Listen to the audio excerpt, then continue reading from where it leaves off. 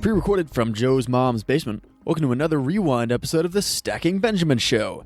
Hey everyone, I'm Griffin the Intern, and just like I mentioned on Wednesday, the guys call me Fintern so much that it's hard to remember that isn't my real name.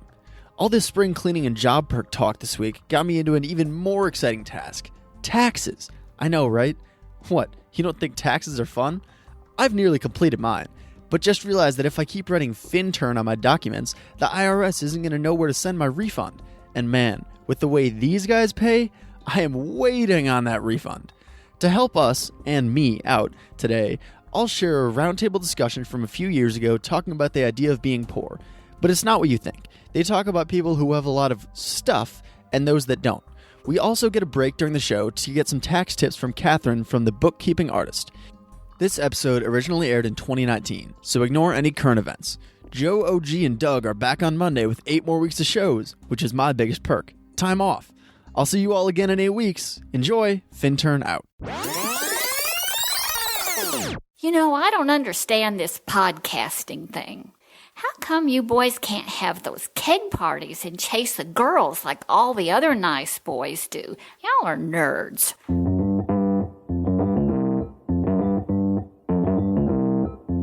Live from Joe's mom's basement, it's the Stacking Benjamin Show.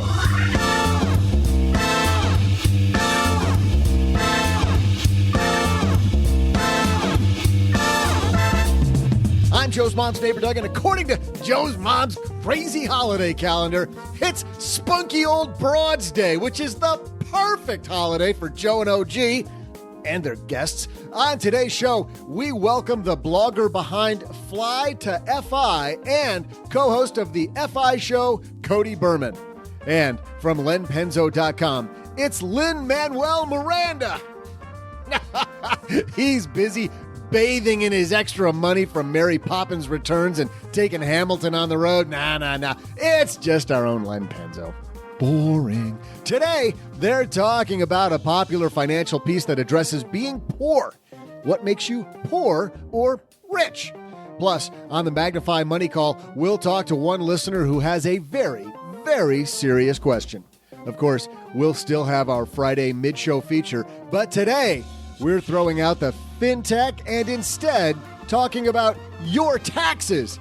Catherine Pomerantz runs the Bookkeeping Artist, and today she'll help you get your books organized for this year's tax season. I'm sure all you spunky old broads will have fun with that. And now, the spunkiest of our gang of spunky old broads, it's Joe Saul-Sehy.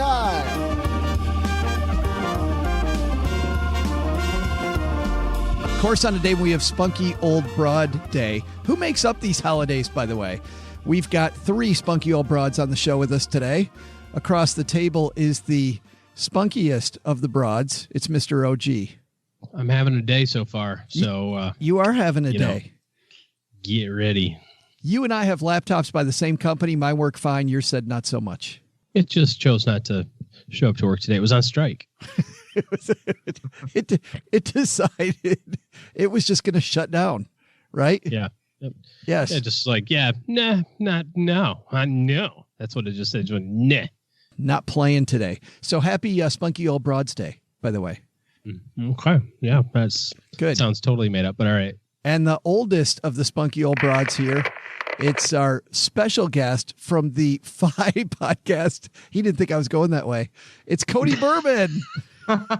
Hey, thanks, Joe. Good to be here. I'm not the oldest one here, just setting the record straight. Oh, wait a minute. Hold on.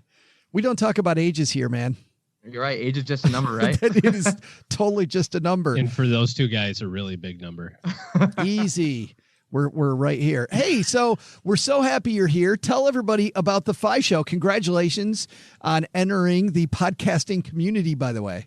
Yeah, it's an absolute blast. I mean, we were just chatting earlier and just having people on and getting to talk to subject matter experts about things that I don't know. It's beneficial to me. And then we just put it out, and I'm sure a lot of other people don't know the stuff that I don't know. So it helps everybody. It's just been an absolute blast so far. The cool thing, someday we'll be like you and we'll have a subject matter expert on this show. We keep hoping someday we'll have a subject matter expert, but that's great. And everybody can find the show everywhere, right? You guys are wherever finer podcasts are distributed. Yeah, wherever they're at, you can come listen. Absolutely. Go listen to the Fi Show. Well, I'm happy you're here. And actually, the super spunkiest of the spunky old broads, it's Len Penzo. Has there ever been a Hallmark movie yet made about the holiday, the spunky old broad holiday? I don't think I've seen that. There has to have been one. You think so? They've made a lot of Hallmark movies. I know that. If there hasn't been, we should create one because that sounds like a blockbuster title. Right there. Hey, I think all the listeners out there should write Hallmark and ask for a spunky old broad movie.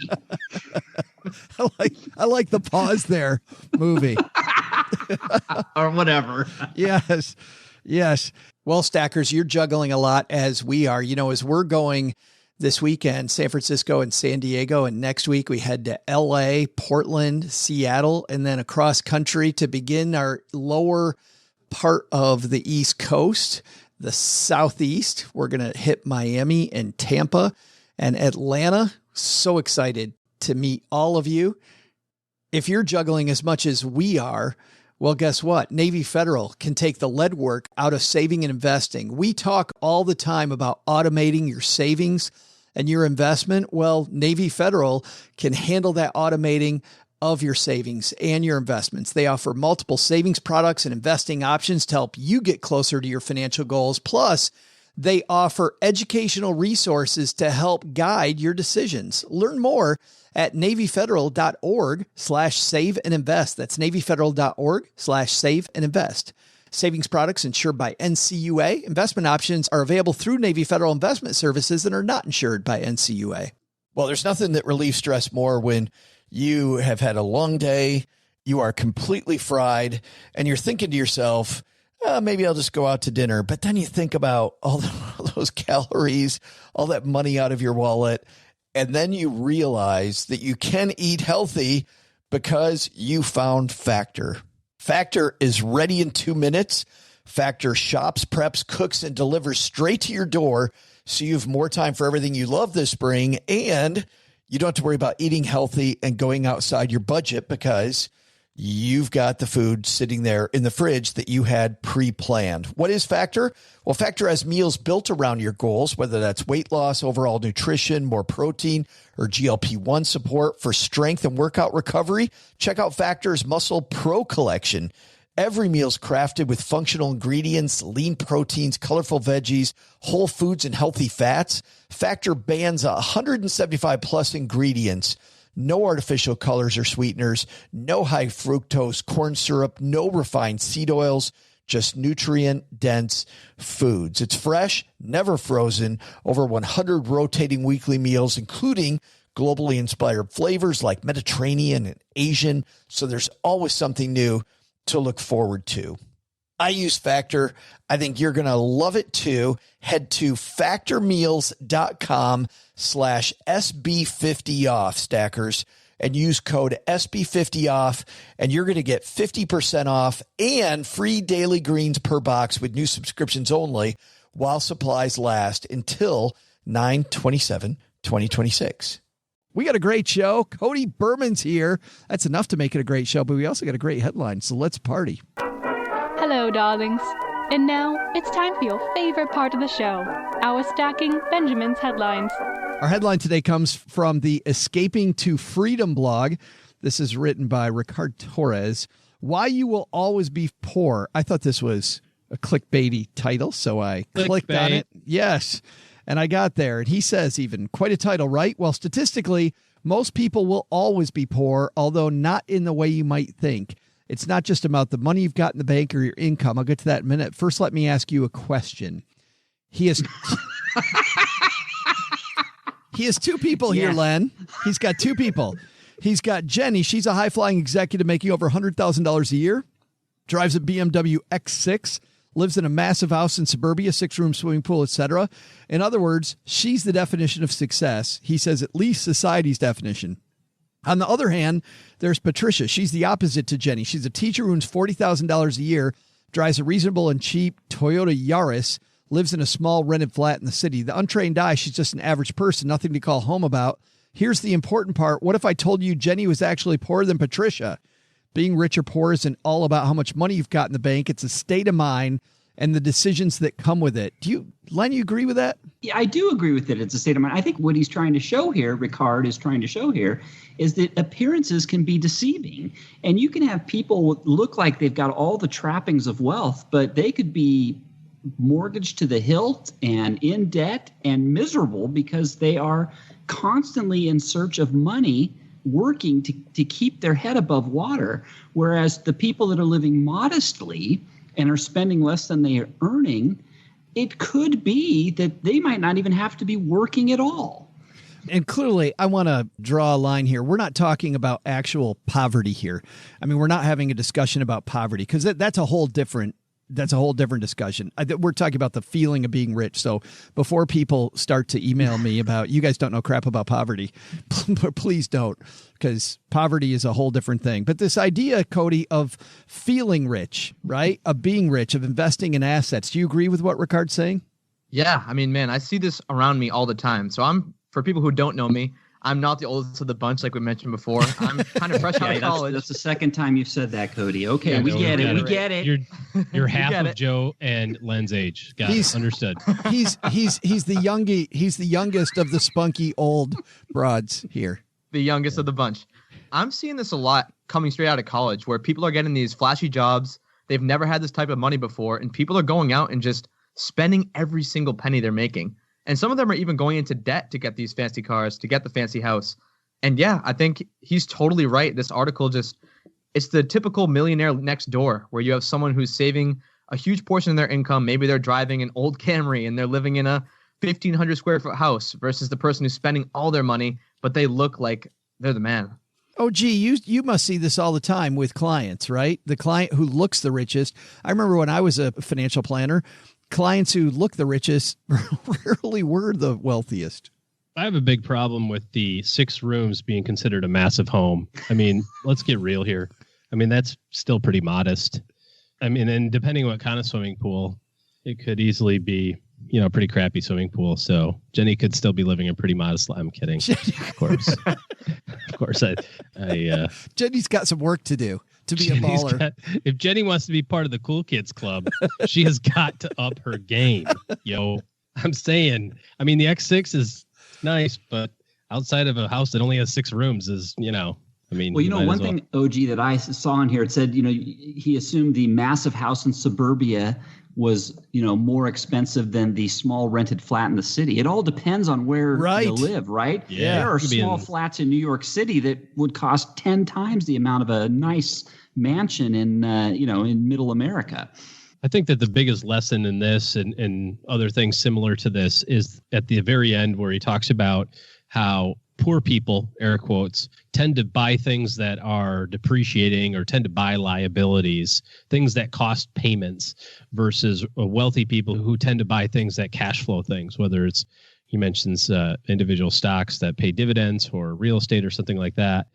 And that's really the biggest distinction. As opposed to spending $40,000 on a third car, why not spend $40,000 on a rental property that pays enough money that you can pay for your third car with the rental property, type of thing. With the income that comes in from it or whatever. Yeah. It is very difficult to stay away from the keeping up with the Joneses trappings, for sure. He references Rich Dad Poor Dad here. Any of you guys read that book? Yeah. Yeah. Cody, what did you think? I love that book. Honestly, it's like one of the pillars of personal finance. I read that book, you read The Millionaire Next Door, and you're set. Yeah, Len, I actually think you'd really like this book. It is a quick read. It's a story. It's a lot of fun. OG, you read Millionaire Next Door? Or not Millionaire Next Door, sorry. You read Rich Dad Poor Dad? Rich Dad Poor Dad. Yeah, no, I've got it. Yep. Yeah. Like I read it 20 years ago probably. But Yeah. But that's the whole idea of buying assets instead of buying liabilities. Use your money to buy things that are going to make more money, as opposed to buying things that are going to cost you more money. I want to turn this on its head, though. There was actually a reason I brought this up, and it's because Cody's here with us from the FI podcast. Obviously, the rise of FI in our community, and it's pretty exciting. People chasing financial independence. But does that come with something else, which is kind of an over-sexiness of living in a trailer on $2,000 a year? And how Jenny is clearly richer here because she doesn't have crap. and the person who has stuff is wealthier. Like, have we seen, it just seems to me sometimes like the pendulum swung the other way completely in the financial community. And now, my clothes are too expensive because I got them at a thrift store instead of making them. Len, what do you think? Oh man, all right. That was a little jab at the FI community there, Joe. well, no, it's not. It isn't. And listen, I mean, I'm on board with the FI mission, and I think it's important. I'm just saying that I see a lot of articles like this. I'm seeing a lot of pieces like this. And then I see a lot of people embracing the sexiness of, well, okay, you buy your stuff at thrift stores, and then that's not sexy enough. You know what I mean? We got to go further and further. I mean, Len, are you seeing that or not? It does seem that way. It's all relative, though. It's all relative to income. And this article keeps going back to spend less than you earn. And there's degrees, right? So if you're making, say, $100,000 a year, you can live pretty comfortably and not like a pauper and still do the saving and investing in assets that Ricard is talking about here without, living like a pauper. Whereas if you're making less, say 40,000 or 30,000, then maybe you have to cut back a little bit more. But it's all degrees, Joe. So, my point is, you're right. I agree with you. Yes, you don't have to. It all depends. Well, I'd like to highlight just a little counterpoint there is I think a lot of people in the financial independent space are buying things based off of value. So it's like maybe you're a crazy car guy and you really want that Lamborghini, but like how much more joy is a Lambo bringing you than like a 2000 Camry? And I think it's just a lot of value propositions like that. It's not that people want to go make their own clothes or live in a shed or whatever, but they just don't get that much more value out of like a house that's double the size or a car that's 10 times as nice. They value things like travel and family and relationships. Yeah, so but I guess that's my argument to this. No, but that still is a value proposition. I mean, if somebody loves cars, we've got the auto show going on right now in Detroit, right? If somebody's a huge car buff and wants a Lamborghini, I mean, how much more joy does that get? I don't know. It isn't me. I mean, clearly it's not you, but it might be to them. OG, sometimes you feel like we're assigning this value proposition on other people. I don't know. I'd say that a Lambo probably does provide 10 times as much utility as a 2001 Camry. I mean, I'm just saying that. How about a Yaris? Yeah, probably at least 12 times as much as a Yaris, actually. But no, it does boil down to your own personal utility, and it ultimately gets to the point of enough, which is to say, I've made $600 in my lifetime for one calendar year once. I remember doing it. It was within the last 20 years. My wife remembers it also. She asked me kindly not to do that again. She's like, okay, cool. We've got the martyr thing shot down. We're good. Check that box. No more. There's a big investment year in my business, needless to say. But then I've had the opposite extreme too. I've made lots of money in a year, and there always seems to be enough food on the table. But the differences between the really lean years and the really fat years isn't the quality or quantity of the food. It's the extra stuff that happens around it. It's we were able to go on 3 vacations this year instead of 0 or 1, or we send the kids to, this summer camp instead of that summer camp, or we were able to fly the parents down instead of having them, drive down, or whatever the case may be. And there has to be a point along the way where you go, kind of like what Len said, where after you get to a certain amount of income, you just have to be okay with that. There is no limit, by the way. That's the problem, because they make $300,000 watches. They're really nice. If you haven't seen one, I mean, they're pieces of art. It's unbelievable. It takes people like 3 years to make these things. They're unbelievable. But they make $300,000 watches because there's some dude out there with $22 million this year of income going, well, hell, I got 2 Ferraris and a big, $10 million house. Now what? That's a great point. You got to be okay eventually with going, I'm good. That's a great point. I remember actually Dave Ramsey talking about this one time. Don't compare where you are to where somebody else is. Like, just because that guy can drive a Lamborghini, maybe he has $22 million a year as income. So for him, driving a Lamborghini is like driving a Yaris. Yeah. He walks. Well, no, it really is. I mean, it's hard to really quantify and comprehend in that regard. But yeah, you start dropping zeros off of paychecks, and I've never made $68 million in a year. But if you religiously make $68 million a year, I mean, yeah, you're going to eat at Ruth's Chris every night because you don't care. It's like, okay, that's good. It's $1,000 for dinner. It's not a rounding error. But there is something to this idea of buying stuff and how when you buy stuff, and somebody said this to me the other day, that when you buy stuff, originally you're really excited by the stuff. And then over time, that stuff decreases in value in your head. In other words, I have this, I've got this coffee mug here that I got in Chicago. When I first got it, I remember I was pretty excited. As excited as one could be with a coffee mug. This is a really poor example, but okay. It says Chicago on it. It was amazing. Wow. I'm like, you know what? Amazing. I'm going to remember this trip to Chicago that we went on because I bought this mug, right? 3 years later, I got no clue what the hell happened on this trip. I mean, I barely. Why do I have a Chicago mug? I don't even live there. I barely remember anything about this mug. But things that you buy in general depreciate in your mind in value. You follow me? I mean, not just the utility doesn't change. I mean, sometimes it does, but in general, you think less of it the longer you've had it. You're like, oh, I've had that thing forever. I don't like it as much. But experiences on the other side seem to appreciate in value, where you go on a trip and while you're on it, you're like, yeah, this is pretty cool. And then the next year you're telling friends about it. It was pretty damned awesome. 10 years later, it was the most epic vacation you ever had that can never be replicated. And experiences seem to do the opposite. I just find that to be interesting too. Less stuff, more experiences. Len, you feel the same? Yeah, isn't that amazing how that works? Yeah, you know what? Come to think of it, I can remember every trip I've ever made from the time I was some really fun trips, just road trips across country with my buddies. I can remember all kinds of stuff, where the bars we went to and the fun, everything. And you're right. And that, but I can't tell you what I bought, some of the trinkets and stuff I bought 20 years ago, 25 years ago. That's absolutely correct. I think experiences are much more valuable. I remember trips, Lemon, that were crappy at the time, and now they're the most hilarious stories ever. Yeah, no, that's you could exactly. Yeah. That's a great, I don't know who brought that up. That's brilliant. That is absolutely brilliant. I thought it was. I wish it was me. But Cody, what do you think? Yeah, and something that I want to just tag on to this conversation, because it's helped me tremendously in just like reframing my whole financial mindset, is trying to think of like money you're spending in units of time. And when you like think about how long you worked to get that money, to get like whatever that car is, like, is it really worth 2 years of my working life to get this thing? Or is it really whatever it is, even if it's a cup of coffee, like, is it worth 2 hours of work to get this cup of coffee? Even though that would be terrible earnings, $2.50 per hour, whatever. Right. But you get the point. Like, when you kind of reframe it like that, you're like, oh my God, like, I'm wasting so much of the time that I worked to make this money to spend it on something that I'm going to forget 10 years down the road.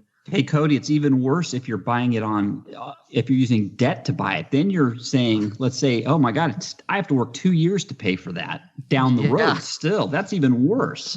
Debt to buy your $2.50 coffee, Len? Yeah. Yeah, or that debt to...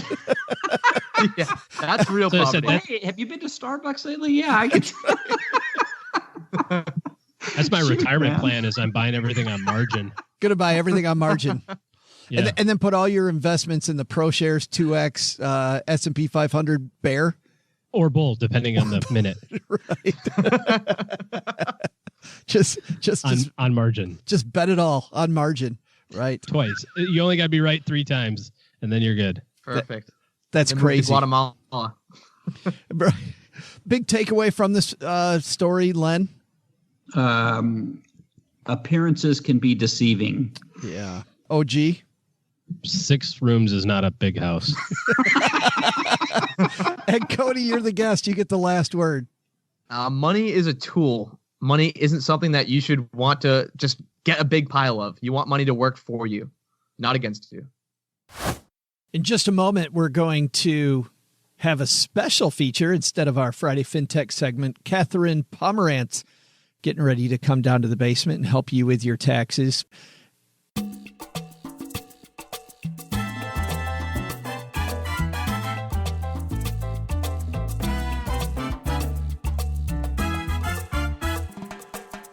Well, Catherine Pomerantz is a person who is an actor who also became an accountant. How about that?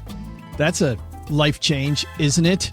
And she's capitalized on her artistic background to create her company, The Bookkeeping Artist.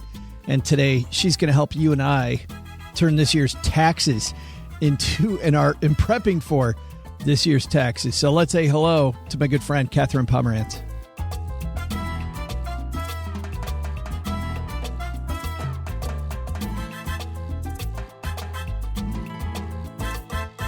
And coming down the stairs, one of my favorite people, Catherine Pomerantz is here. How are you? Oh, I'm excellent. Thanks for inviting me to your mom's house. Well, this is a busy time of year for you, though. I was surprised you could make it.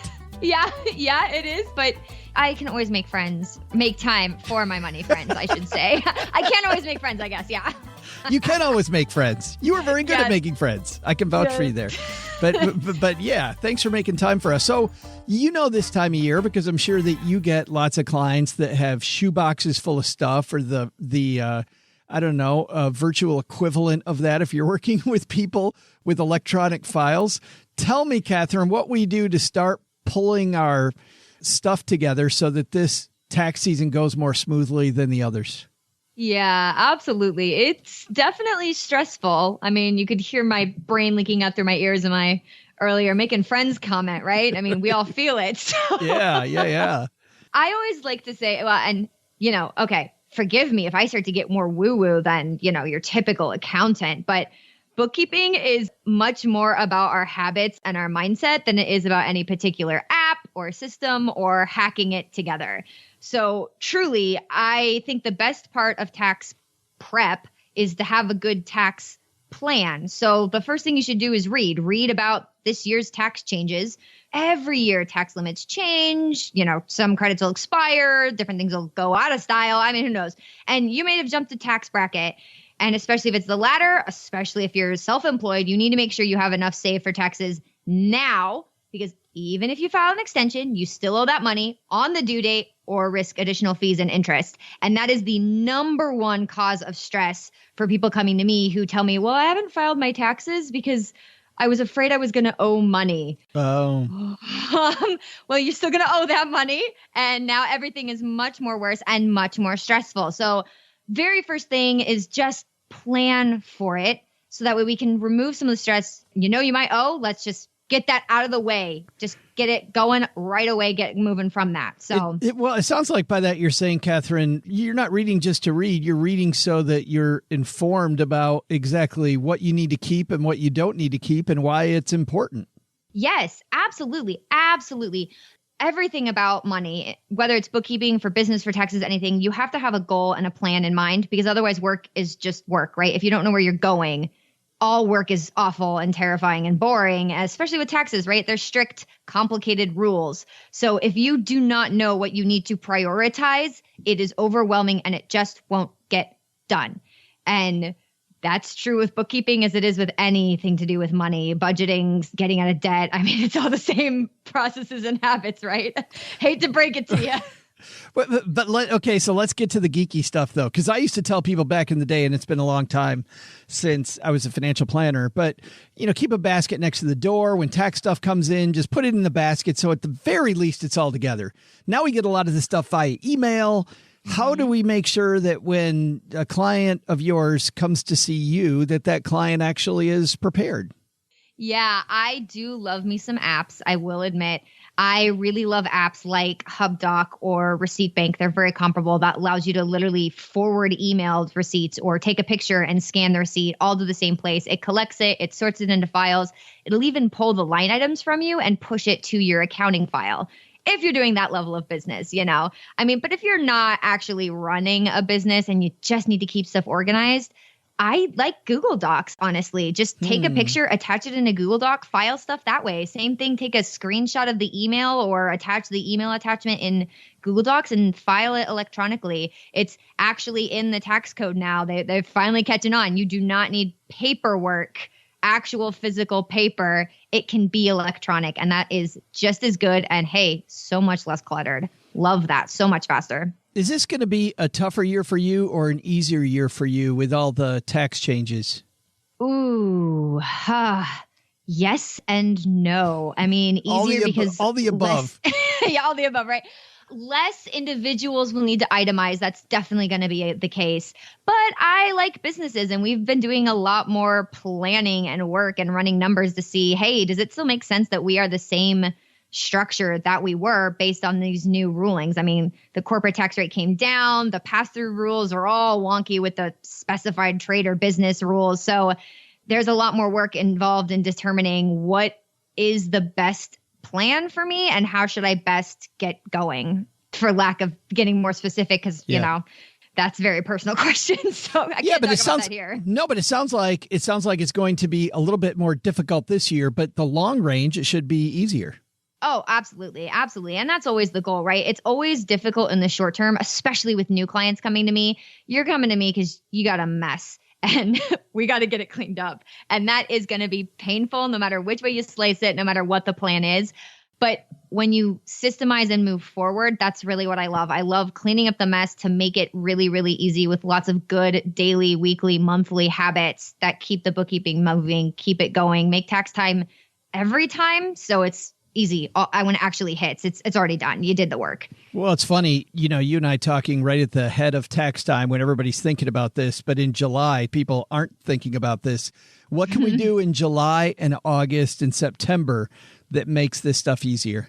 Yeah, I do love to say tax season is every season. And I am a huge fan of checklists where, yes, I use nice apps and apps are great, but I am a huge fan of daily, monthly, weekly checklists. So if, for example, you're a service provider, because invoicing is always going to be a big one, right?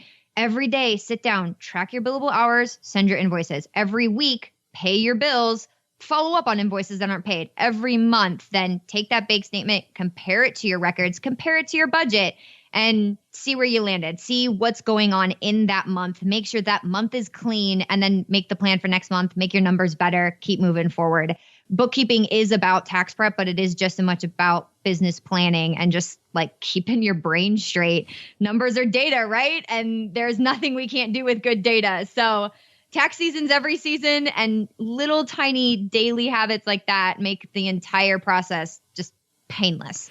You work with a lot of creative people, and I'm sure most of those creative people, because the creative people I've known have thought this way, is that this stuff is so boring and it is so not me, and it's over my head. And yet you and I know that numbers tell a story. Is it just teaching people the language of numbers, love? I don't know. Yeah. Yes, I always use an acronym when I'm first working with someone, and it's LET, L-E-T, let money work for you is how I teach people to remember it. I tell people that money is a language, it is energy, and it is a teammate. And understanding those three facets of money and how it communicates with you as it is a language, and how cash flow works, where it's the energy and it's always moving and it's always got to be put to work, and how it's a teammate, how you have an emotional relationship with it, and you should treat it with respect and it'll respect you back. Understanding those three facets, I know, I'm so woo-woo, right? Okay, but we work with creative brains here. Right. Yeah. I mean, that's how you get people there, because people don't hear people talk about money this way, and then they go, what the hell are you talking about? This is my credit card debt we're talking about, Catherine. Yeah, but credit card debt is big and scary. And so if you understand the three facets of how money can play along with you and you let it do its job, it's going to be a much easier, and it becomes a lot more fun. That's why I always say start with your tax plan, because if you've got a goal and you know where you're going, it no longer feels like work. I'm just, crushing my goals. I'm measuring my goals. I'm working with my money to meet my goals. And that's what bookkeeping is a lot of fun. It's because you get to do that every day and you get to see your progress. So I know I'm biased, but yeah, I was going to say, you're the only person I know who gets me fired up about bookkeeping. Nobody else in that realm. You're doing God's work. Thanks. But Catherine, where do people find you if people need help? Absolutely. Oh my gosh. You can always reach me at bookkeepingartist.com. That's my website. I am on Facebook under the Bookkeeping Artist. And if you're walking the dog or you're on your commute, we've got you covered. Head to our show notes page at stackingbenjamins.com and we'll hook you up with all those links Catherine talked about. Catherine, thanks for hanging out with us a little bit today. Thank you. Hey there, trivia fans. I'm Joe's mom's neighbor, Doug, and wow! These four spunky old broads, Joe, OG, Len, and even Cody, we'll call him an honorary spunky old broad today, they actually brought it with that discussion, didn't they? Let's see if they can bring it with today's trivia question. When you think of the originally spunky old broads, you naturally think of Joe's mom's favorite show, The Golden Girls. Well, that show brought home great ratings and created enough fans that the comedy series is still shown in syndication years after it's gone off air. Here's the question. According to CelebrityNetWorth.com, stars B. Arthur, Rue McClanahan, Estelle Getty, and Betty White all made tons of money acting in the series. B. Arthur's net worth is listed at $8 million, Rue McClanahan at $5 million, Estelle Getty at $8 million. But here's the question. What's Betty White's net worth? I'll be back after these spunky old broads formulate their guesses.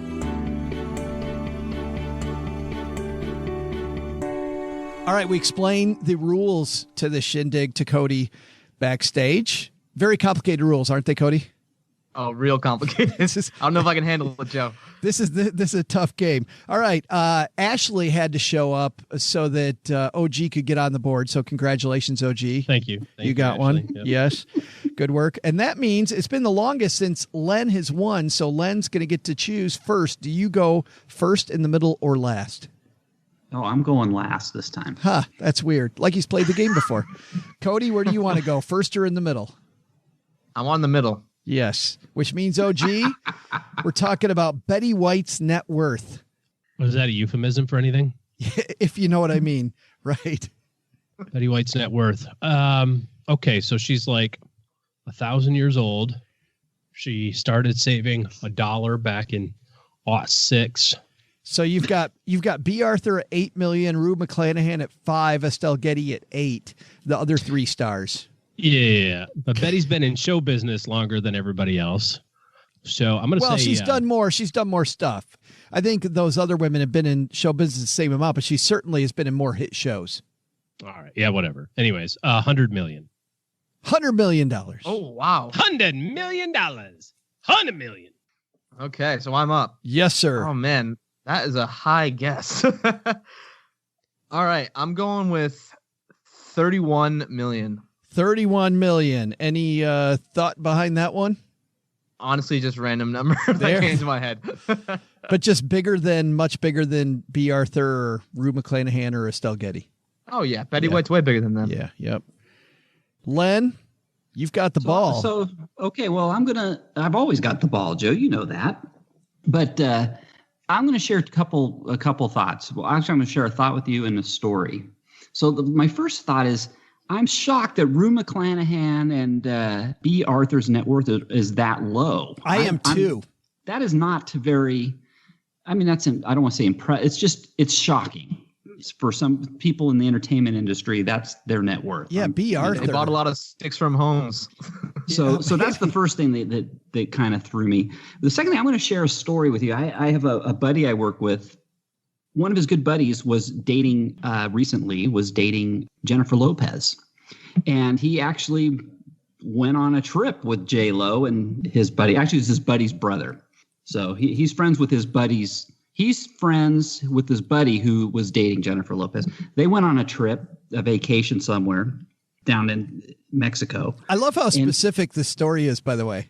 No, I know totally you're thinking this is, I swear this is totally true. Yeah, I mean, he was down there for a week. He was down there for a week with J-Lo and her boyfriend and his buddies and his buddy who was the brother of who J-Lo was dating. But one night they were playing Cards Against Humanity.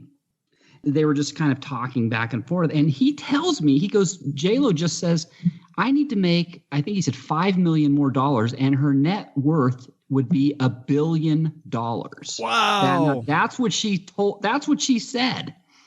So, I mean, just to put that in perspective, and I believe that. I totally believe that J-Lo's net worth is probably pushing $1 billion. Okay. Pocket change to a guy like you. So, yeah. So anyway, I think B. Arthur's net worth of $8 million is ridiculously low. I do believe J-Lo's probably worth $1 billion or very close to it. I would say Betty White is worth somewhere. Here's the thing. I think it really comes down to, do I think it's more than 100 million? I'm going to say, I'll give you some breathing room there, OG. I'm going to say $140 million. $140 million. By the way, according to celebritynetworth.com, which, by the way, these are all, guesses. And by the way, the way we got to Celebrity Net Worth was through Time. So Time was quoting them. And then we went to the site. So I'd never heard of Celebrity Net Worth, but if Time was quoting them, I thought, okay, we have a reasonable source. They're showing Jennifer Lopez at $400 million, but she's making $40 million a year currently.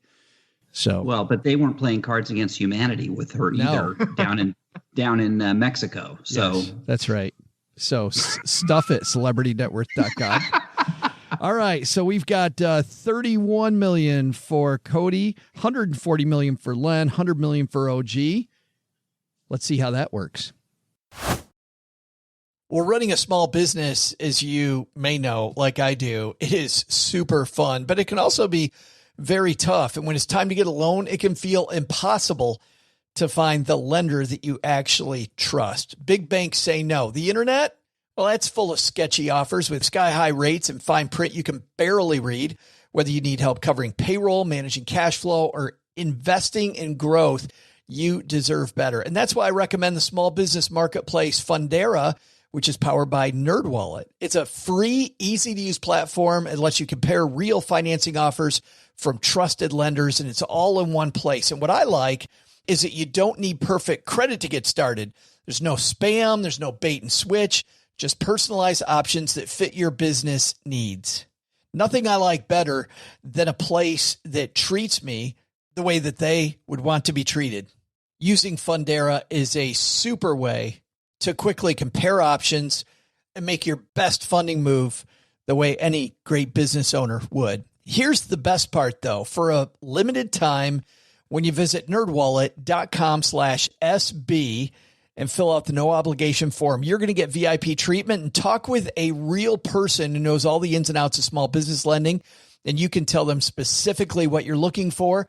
They can tell you specifically which options you should probably consider most. Don't risk your business on unreliable lenders. Go to nerdwallet.com/SB to learn more and find the funding you deserve.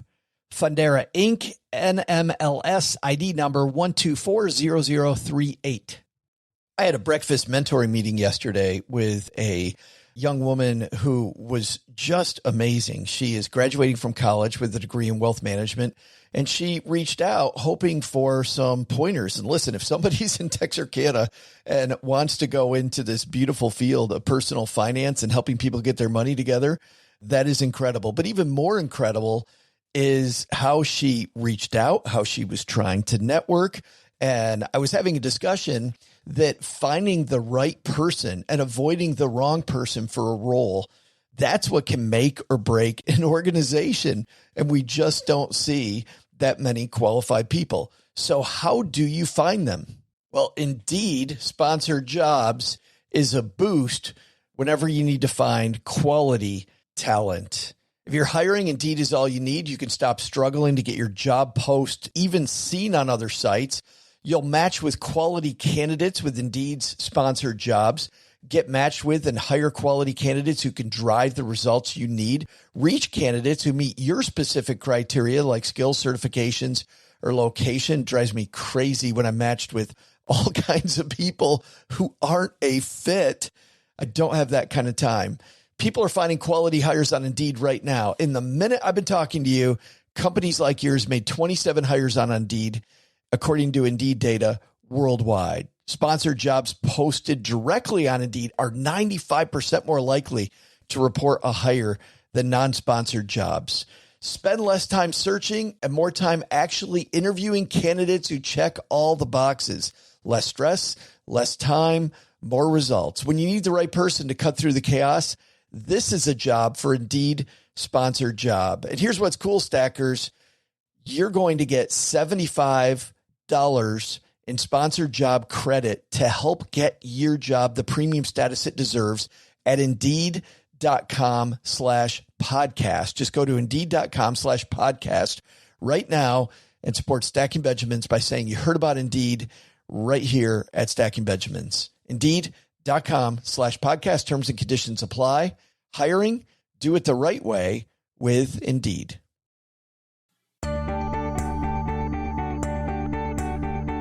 Hey there, all you spunky old broads. Ready for today's thrilling trivia answer?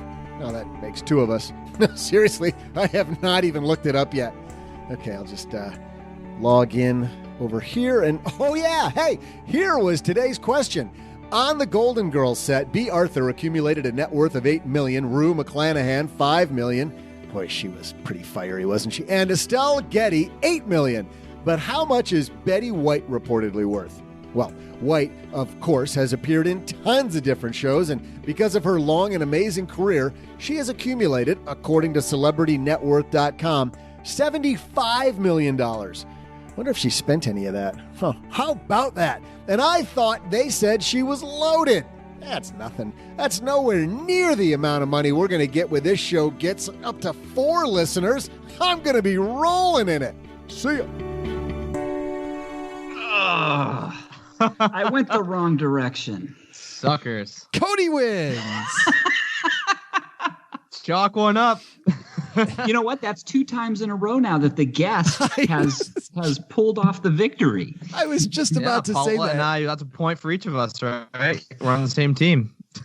Maybe we need a staff upgrade. Maybe we need a staff meeting. Staff meeting here.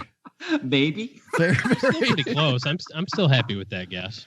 Yeah, you were far. I mean, 75 to 100 for a lady like Betty White, that's a rounding error. Yeah, but you know what? Let me just say that, I mean, how accurate do we know that? I mean, they totally underestimated J-Lo's net worth, so Allegedly. by half. There you got it. From the guy whose brother's best friend's cousin played Cards Against Humanity with her. Was at in Mexico at the same time as J-Lo. This is my coworker. My coworker, actually, he was with J-Lo on this vacation.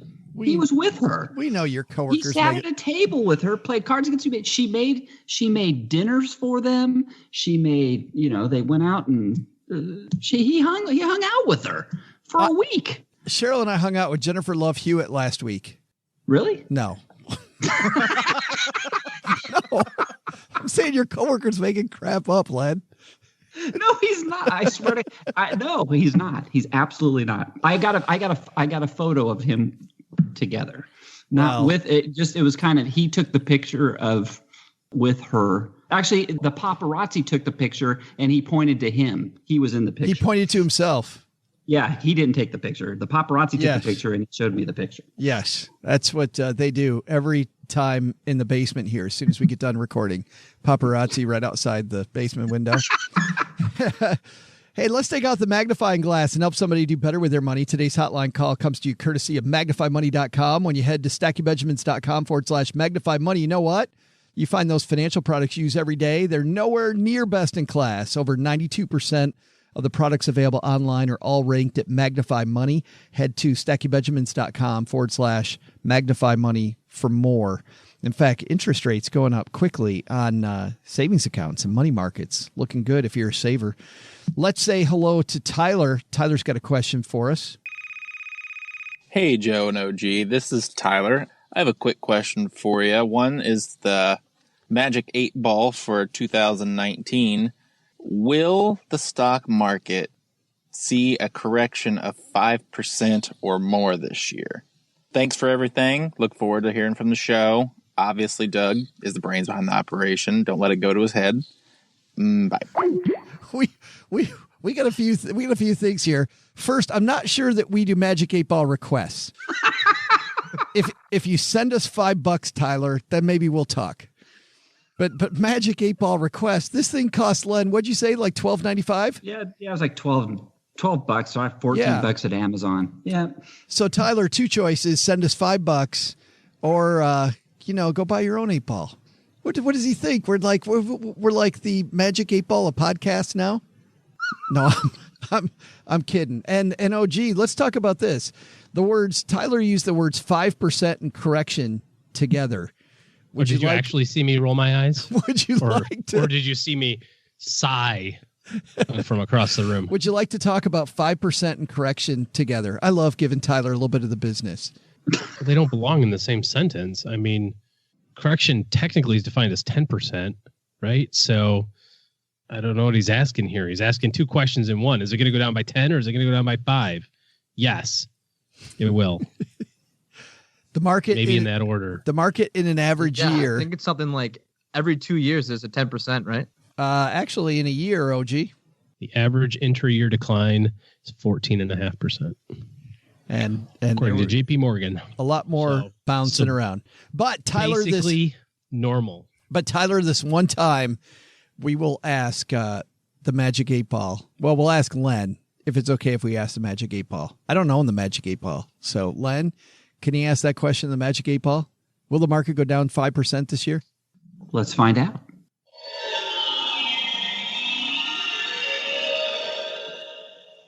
Definitely not. Wow. Oh. I'm actually surprised it gave a negative answer. Len didn't think it could. He was. The answer is no. Wow. I think we heard you the first time. It was reiterating. Yeah. He's like, listen, dude. Yes, I am sure. It's on fire. Happening. The answer is yes. 2 no's and 2 yeses. I think we can see what's going on here. Hey, Tyler, it's going to do whatever the hell you want it to do. Apparently. Oh, boy. But the first answer was no, which means no, Tyler, it's not going to do -5. It's going to do -20. Probably. Doesn't mean it won't do -6. I don't know what that means. We actually also, thanks, by the way, for that, Tyler. And you know what? We will send Tyler a Greatest Money Show on Earth Circus t-shirt. But we also get letters in the mailbag. And because we thought Tyler's was kind of funny, let's try to answer a serious question. This comes to us from David. David says, we have twin girls who just turned 7. There's about $3,000 in cash sitting in our safe at home from the 7 years of Christmas, birthday money they've received. For years, we've been meaning to open a savings account for them, but never got around to it. We bank online with Schwab, and they do not offer a savings account for kids. Question is, should we, 1, open a kids savings account at a normal bank? Number 2, open a kids savings at my credit union. 3, just keep the cash in the safe so they can have more of a physical value money.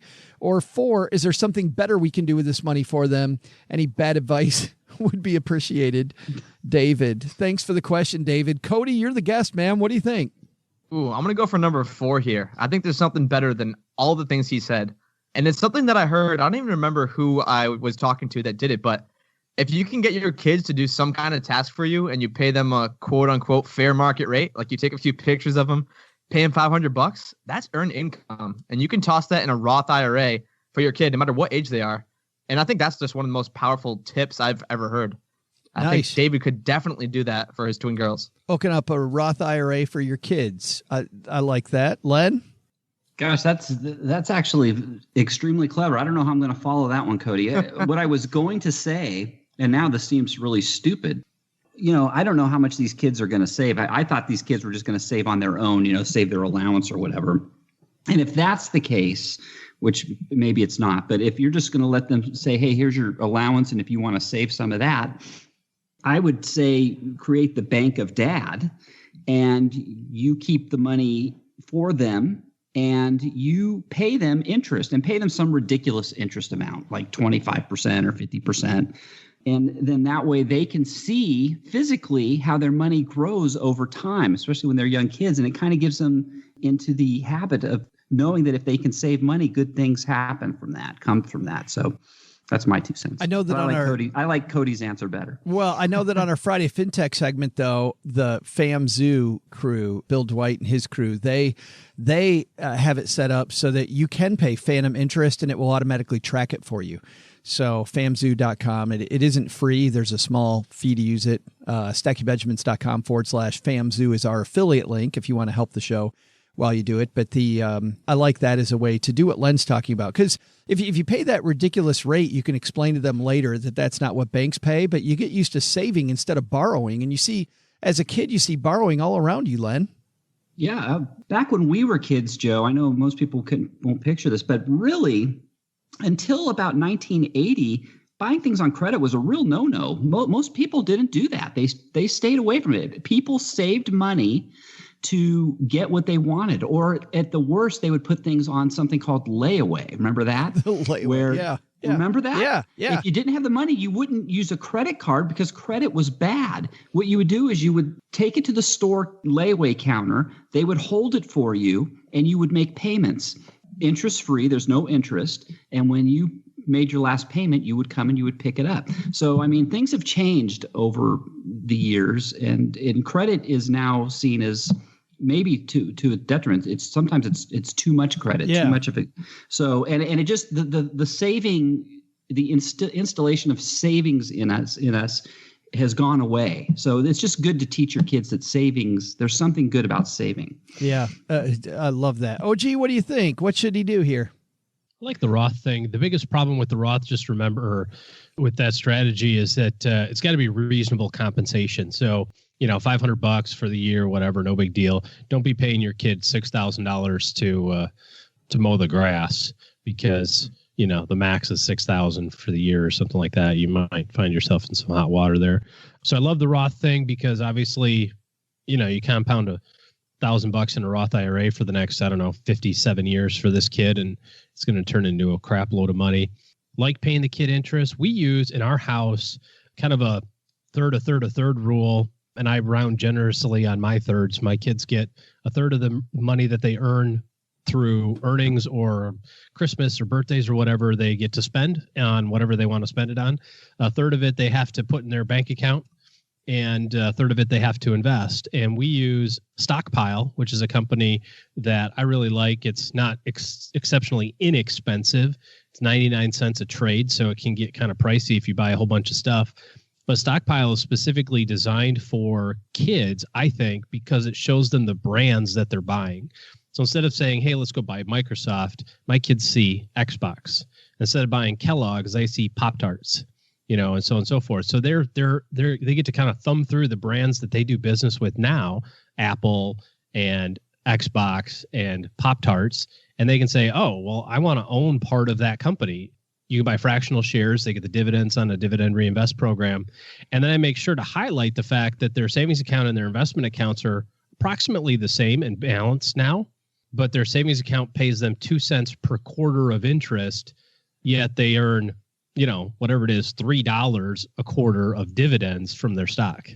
Even if the stock is going up or down, I highlight the dividends that they're earning that get reinvested. So I think it's probably the right answer to maybe do a little bit of everything.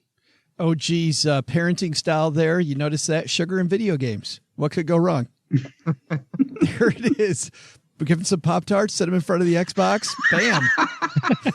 They're on Twitch, if you want to follow them on Twitch for their Fortnite skills. Oh, I thought Twitch is what they do after all those Pop-Tarts. That too. Gotcha. It's a verb and a noun. it's all the above. Thanks for the letter, David. If you have a letter for us or you'd like to call into the Magnify Money line, StackyBenjamins.com. Click on the link that says questions for the show, and we'll have all the ways there that you can interface with us. But Tyler, because he called, if you call, you get the greatest money show on earth t-shirt. So just bribing them with t-shirts, Len. That's what you do. Gosh, I wish I had a t-shirt like that. Oh, man. There it is. Richie, send Len a t-shirt. That's Len's pay for the whole year right there. Gets a t-shirt. I'm a large, Richie. Let's talk about what's going on where you guys live. Len, what's happening at lenpenzo.com? Hey, just in time for taxes. There's 7 tips that everybody needs to follow if they want to avoid getting audited. I love this time of year. I said very tongue-in-cheek. Yuck. That's great.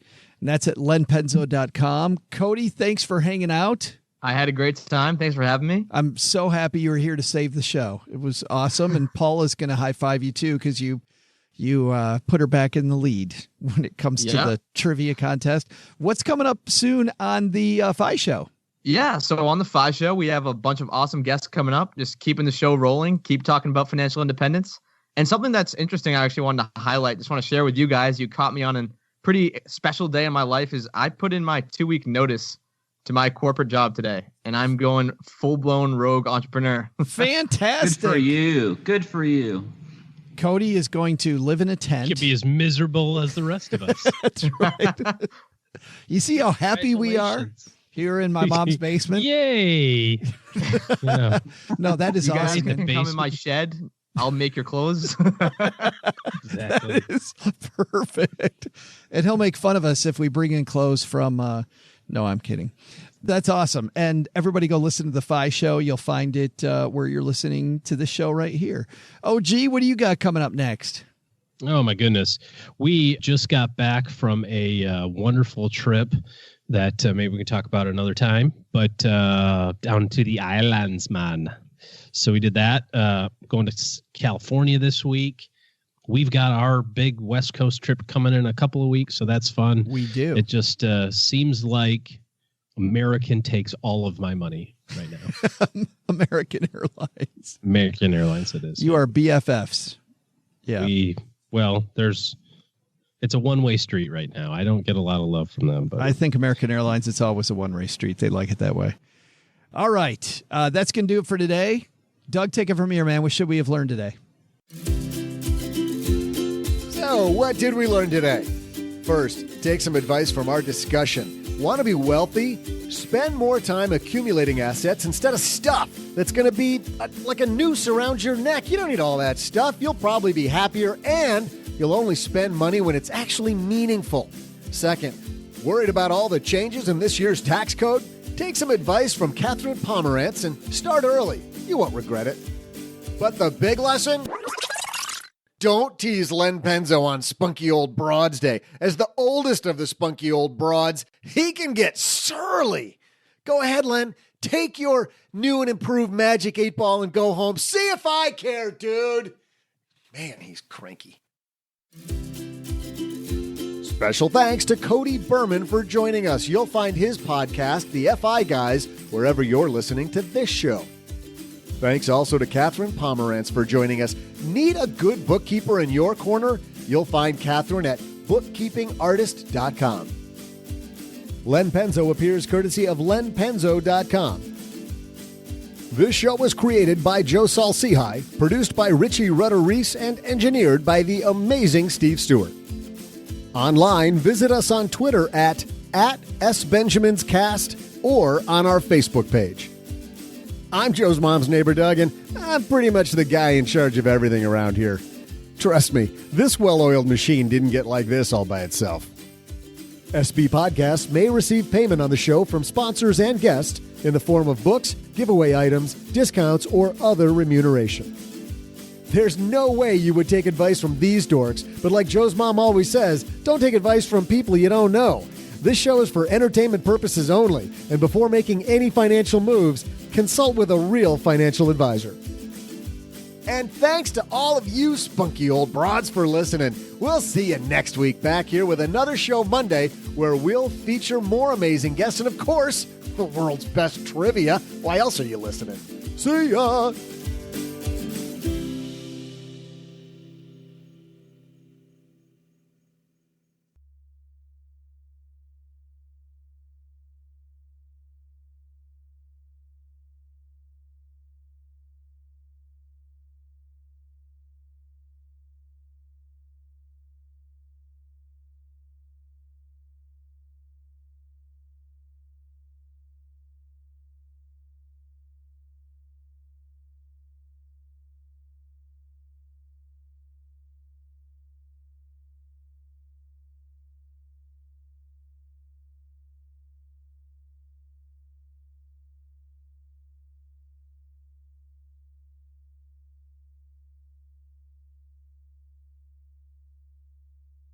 We don't have Paula here today for the after show, so I thought we'd do this, guys. I thought we'd talk about, you can't talk about with Paula what movies you're watching because Paula doesn't watch any movies. So I always want to bring up that topic. So OG and I talk about that Monday and Wednesdays. But let's see, Len, you and the Honeybee watching anything good? Gosh, you know what? I'm terrible with that. I've seen some good movies. I'm terrible with the titles because they're kind of obscure.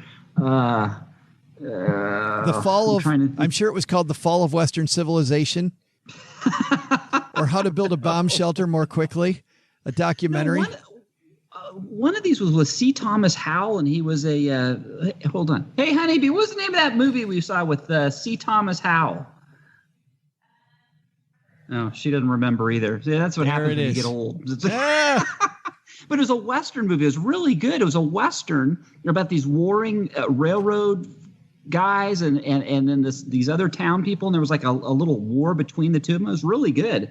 I really enjoyed it. It was a couple days ago we saw it. I just can't remember the dang title. Sorry, Joe. Was it called A Gunfighter's Pledge? No. Okay, that's the first one that came up. Was it called Changing Saddles? No, but Blazing Saddles is great. How about Dead Man Standing? Yeah, I think that's it. Dead Man Standing. I think that's what it was. Yep, Dead Man Standing. That's what it was. Dead Man Standing. And that was a really good movie. Really good. That's awesome. Cody, you seen anything good lately? Yeah, I just saw that new Venom movie. I don't know if you're into superheroes or not, but it was actually pretty damn good. Like, it reminded me a lot of Deadpool, where he's kind of not good, not bad. He just does whatever the hell he wants. I'm with you. We saw that too. I saw that about a week ago. That was a good one, Cody. Yeah. That's interesting. That's one that I missed also out of all the superhero movies. I got to say, I love Tom Hardy. Yeah, Tom Hardy's awesome. He's such a great actor. Yeah. Yep. I just pulled that up, by the way. Michelle Williams is in it also. Yep. She plays Anne Weying. And doesn't that get you? Tom Hardy's like British, right? Yes. Does that ever amaze you? These guys that do the American accents, and then you see them at the Oscars or wherever you see, so you see them on an interview show, and they're speaking their normal tongue, like a very thick accent. Like, what the hey? It's just the wildest thing. Yeah, that's wild. Anything else you guys see that you want to point out that was good stuff? Not anything recent. No, nothing's coming to mind. Any good TV? Nothing. Boy, this is the best. Crickets. This is the best after show ever. OG, greatest after show. Fantastic. Glad you guys are here.